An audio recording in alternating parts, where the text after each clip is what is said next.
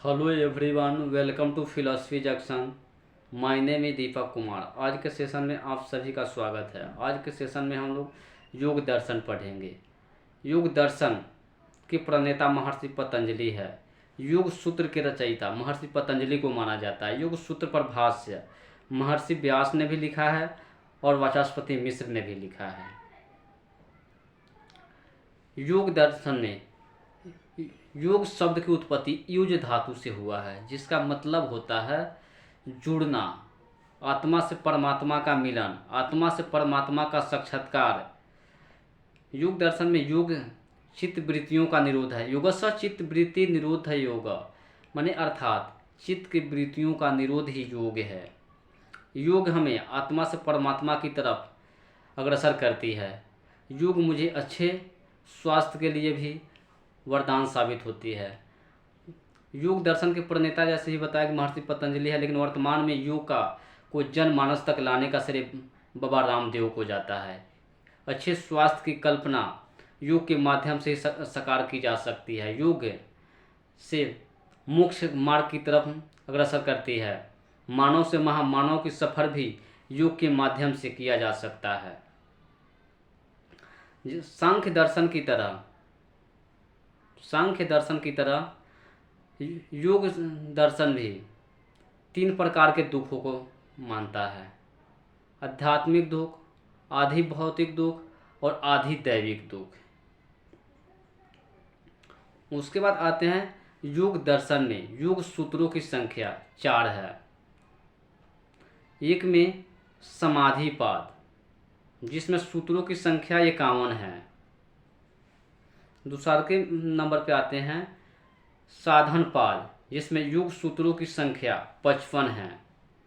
तीसरे नंबर पे आते हैं विभूतिपाद, जिसमें योग सूत्रों की संख्या 55 है।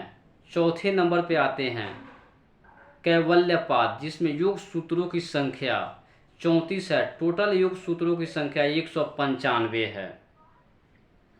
सांख्य दर्शन की तरह योग दर्शन को भी समदर्शी दर्शन कहा जाता है। सांख्य दर्शन की तरह योग दर्शन भी 3 प्रकार के प्रमाण सिद्धांत को मानता है।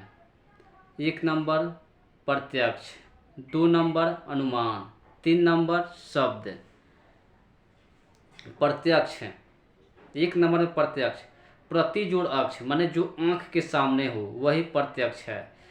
5 इंद्रियों से जिसका ज्ञान होता हो वही प्रत्यक्ष है। इंद्रियार्थ सन्निकर्ष किम जन्म, प्रत्यक्ष जो साक्षात मेरे सामने हो, आंखों के सामने हो, वही प्रत्यक्ष है। उसके बाद आते हैं अनुमान। अनुमान 2 शब्दों के योग से बना है। अनु प्लस मान, जो बाद का पश्चात का ज्ञान हो वही अनुमान है। जैसे धुआं को देखकर आग की कल्पना की जाती है कि वहाँ पे आग है। उसके बाद आते हैं शब्द। तीसरे नंबर पे शब्द किसी विश्वासी व्यक्ति के कथन को शब्द कहा जाता है। प्रमाण सिद्धांत को डिटेल्स न्याय दर्शन में पढ़ेंगे। सांख्य दर्शन 25 पदार्थों को मानता है। सांख्य दर्शन और योग दर्शन को समदर्शी दर्शन कहा जाता है। सांख्य दर्शन को व्यवहारिक दर्शन कहा जाता है। सांख्य दर्शन को निरीश्वरवादी कहा जाता है और सांख्य दर्शन को व्यवहारिक दर्शन कहा जाता है। सांख्य दर्शन 25 पदार्थों को मानता है, जबकि योग दर्शन 26 पदार्थों को मानता है। सांख्य दर्शन के 25 पदार्थों में महर्षि पतंजलि एकमात्र ईश्वर को ऐड करता है।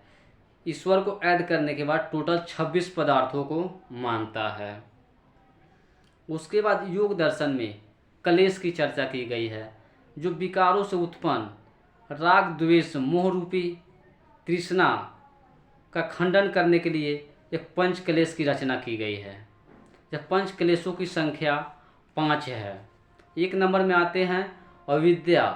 अविद्या मतलब अज्ञान, विद्या का अभाव। उसके बाद दूसरे नंबर पे आते हैं अस्मिता, माने जिसमें अहंकार हो, अहम हो, घमंड हो, ये अस्मिता के अंतर्गत आते हैं। राग, यानी जिसमें लालसा इच्छा के अंतर्गत आता है। द्वेष माने नफरत, घृणा की नज़रों से देखा जाता है। उसके बाद 5वें नंबर पे आते हैं अभिनिवेश, जिसका संबंध जीवन से चिपके रहना है। जीवन एक अनमोल रत्न है। उसके बाद योग दर्शन में हम योग के अष्टांग साधन को पढ़ेंगे।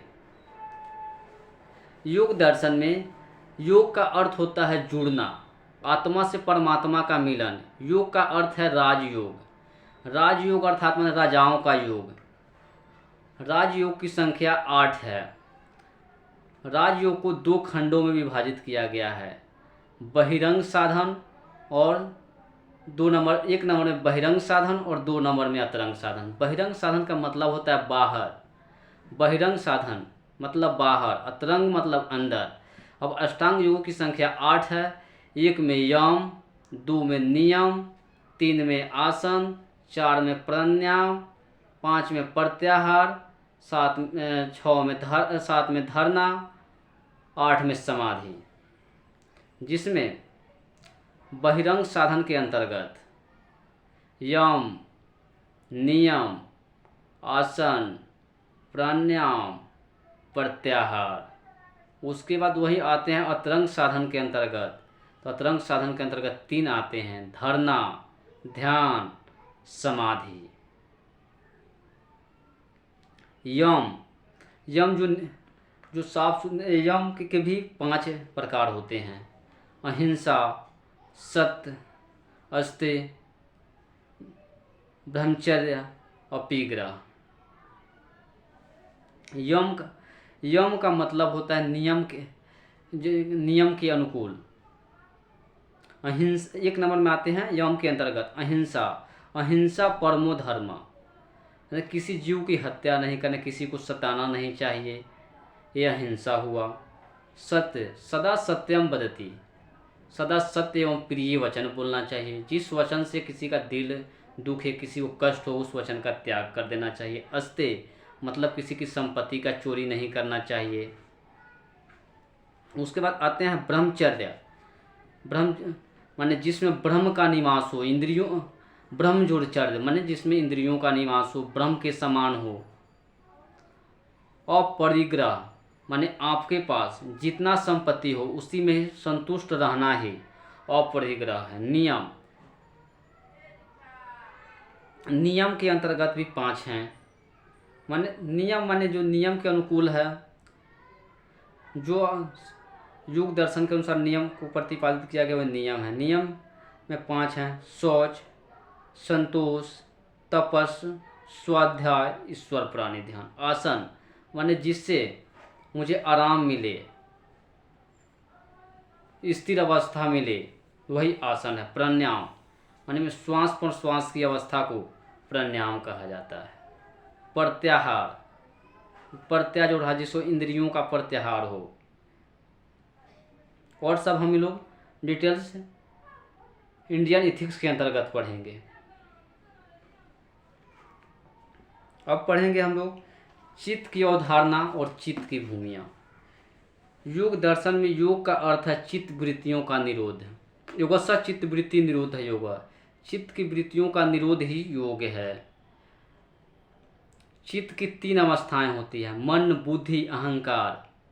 मन, बुद्धि, अहंकार को चित्त कहा जाता है। इनका निरोध परम आवश्यक है। चित्त की भूमियाँ। योग दर्शन में मानसिक अवस्था को चित्त की भूमियाँ कहा जाता है, जिनकी संख्या 5 है। 1 नंबर क्षिप्त, 2 नंबर मूढ़, 3 नंबर विक्षिप्त, 4 नंबर एकाग्र, 5 नंबर निरोध। चित्त की भूमिया को 2 अवस्थाओं में बांटा गया है। 1 में साधारण अवस्थाएं और 2 में असाधारण अवस्था। साधारण अवस्था के अंतर्गत आते हैं क्षिप्त, मूढ़, विक्षिप्त। और असाधारण अवस्था के अंतर्गत आते हैं निरुद्ध, एकाग्र।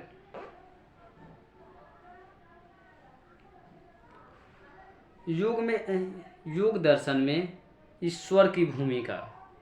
योग दर्शन व्यवहारिक दर्शन है। योग और सांख्य दर्शन को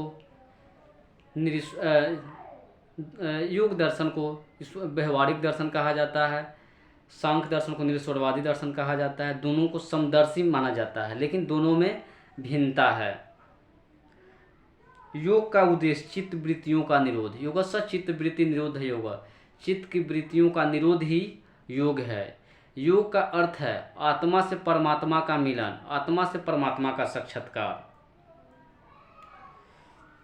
योग में ईश्वर को विश्व का सृष्टिकर्ता, पालनकर्ता, संहारकर्ता, स्वामी, माता, पिता, आप ही मेरे भर्ता हैं, आप ही मेरे स्वामी हैं, सब कुछ ईश्वर को ही माना गया है। ईश्वर को सर्वे सर्व माना गया है। ईश्वर इस संसार का पालन करता है। ईश्वर की दृष्टि सभी प्राणियों पे सदा एक समान रहता है। योग में ईश्वर को परम आदरणीय पुरुष की संज्ञा दी गई है। योग आत्मा से परमात्मा के तरफ, मोक्ष मार्ग की तरफ अग्रसर करती है। ईश्वर का योग दर्शन में बहुत ही महत्वपूर्ण भूमिका है।